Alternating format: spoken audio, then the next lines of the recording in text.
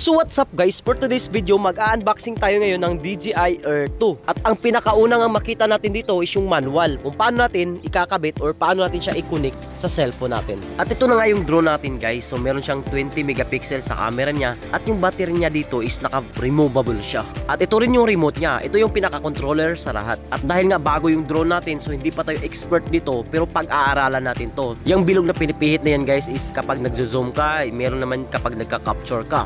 So, habang lumilipad yung drone, pwede kang magka-capture. At syempre, kasama na rin ang mga propeller dyan. Kasi yung wired, pwedeng USB type, merong Type-C type, merong iPhone. So, maraming magagamitan. Kaya kung Type-C or iPhone or USB yung cellphone mo, pwede yan i-connect dito. At ito na nga yung propeller. Grabe, napaka-astig talaga, no? Iba talaga kapag DJI yung drone mo, guys. Napaka-quality. May kamahalan nga lang, pero napakaganda at napakasulit gamitin, guys. At isa to sa magpapaganda ng mga vlogs mo, lalo na kung vlogger ka talaga, gusto mo yung mga nature, adventure, gusto mo makita mo yung buong lugar nyo, buong bundok. Alin pa ba dun, kung gusto mo magpalipad ka lang ng drone, talagang makikita na dito at napakalinaw pa.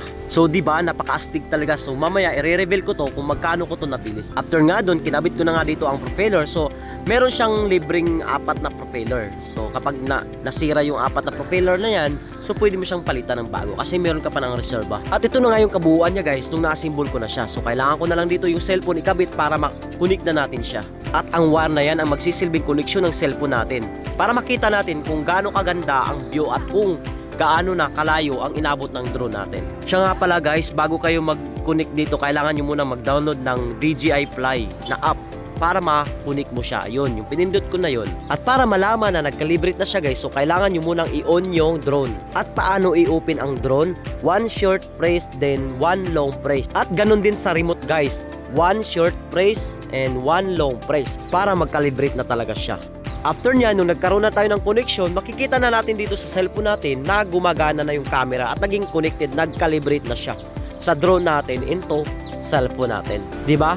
Napakaganda guys, napakalinaw kasi nga 20 megapixel ang camera ng drone. So guys, ganyan kaganda at ganyan ka-quality ang DJI na drone. So marami namang klaseng iba't ibang DJI. So ito yung nagustuhan ko. At yun nga, gaya ng sabi ko, ang battery dyan is removable. Pipindutin mo lang yung magkabilang gilid at matatanggal na yung battery yan. O diba guys, natatanggal yung battery natin. So actually niyan guys, hindi ko pa siya na-try paliparin kasi siyempre baguhan pa lang tayo. So kailangan muna nating aralin to.